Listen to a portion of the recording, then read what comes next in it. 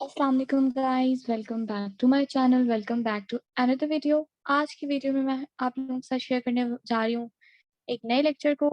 और आज की वीडियो में हम डिस्कस करने वाले हैं सिस्टमिक रिव्यू के बारे में, या हम इसको सिस्टम रिव्यू भी कह सकते हैं।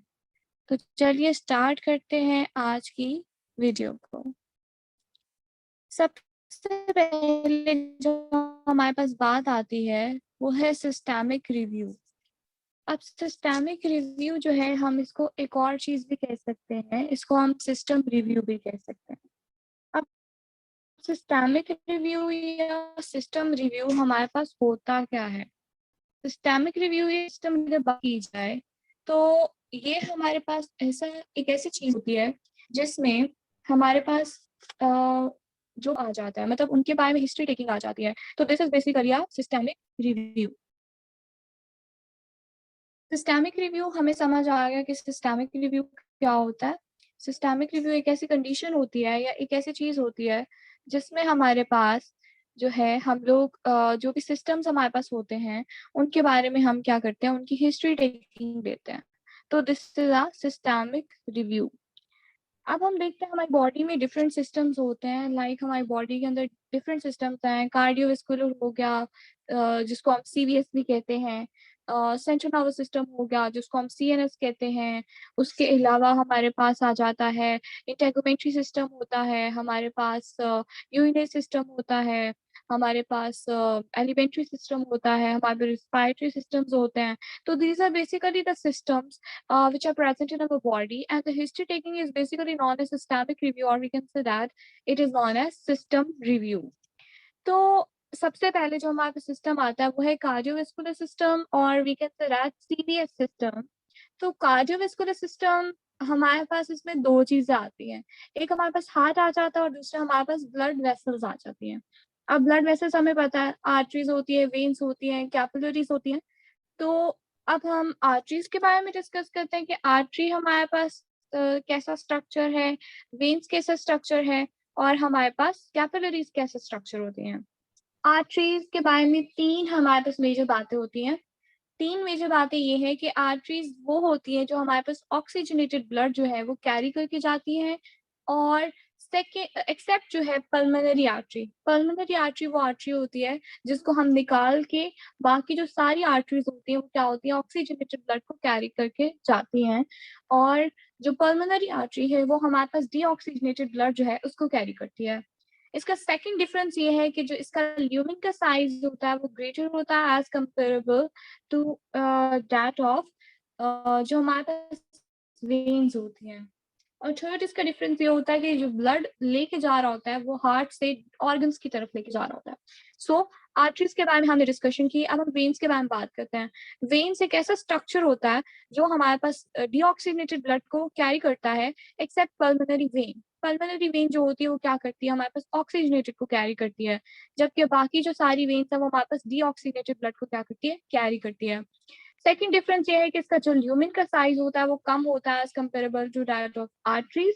और थर्ड इसका डिफरेंस ये होता है कि ये क्या करती है, हमारे पास जो ब्लड होता है उसको कैरी करके जाती है from the organs towards heart. सही।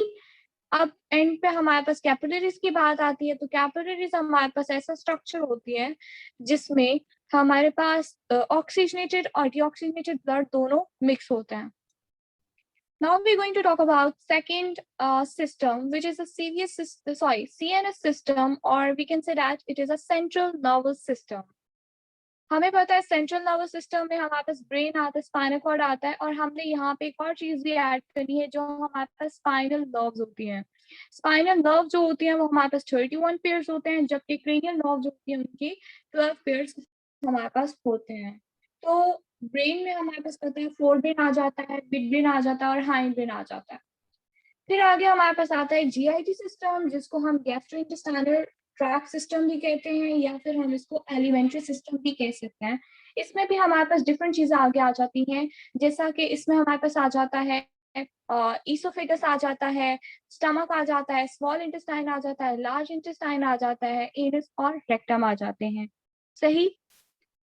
ये अभी तक हमने 3 सिस्टम के बारे में डिस्कस किया है। हमारा जो टॉपिक है वो है systemic review. Systemic review is basically the systems history taking.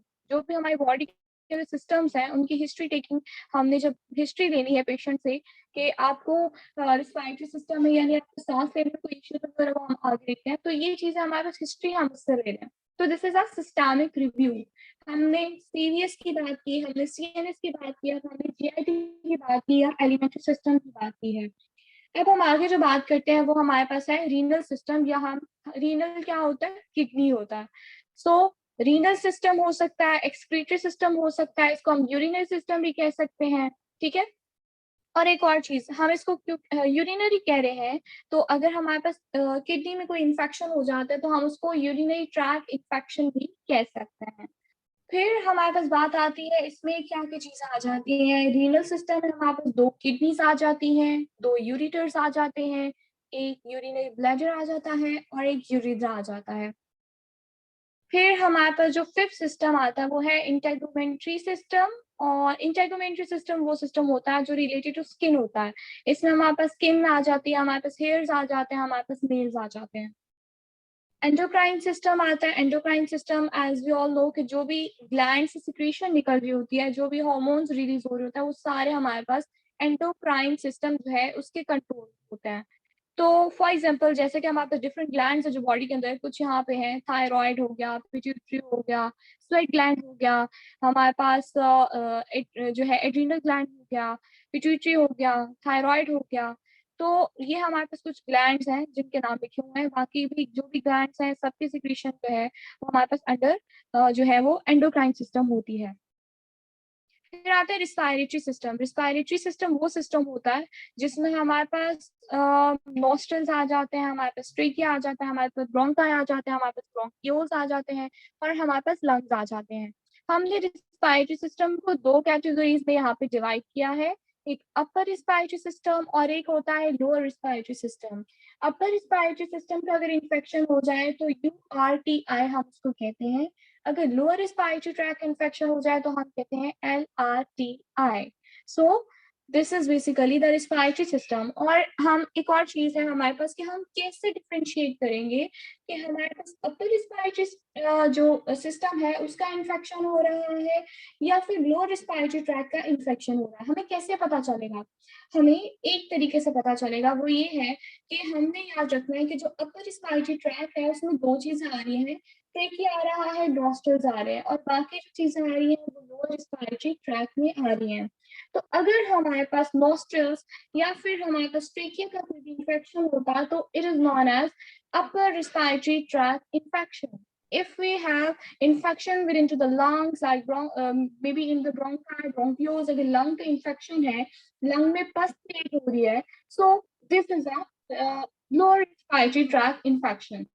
So हमने आज क्या देखा, आज के लेक्चर में हमने डिस्कस किया कि हमारे पास जो रिस्पायरेटरी ट्रैक इन्फेक्शन है हमने वो देखा, या हमने ओवरऑल हमने हिस्ट्री टेकिंग देखी है या सिस्टेमिक रिव्यू देखा है।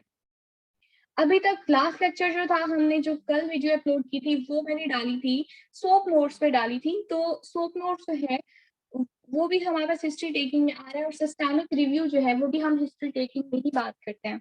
तो हमने देखा सिस्टेमिक रिव्यू आज के लेक्चर में।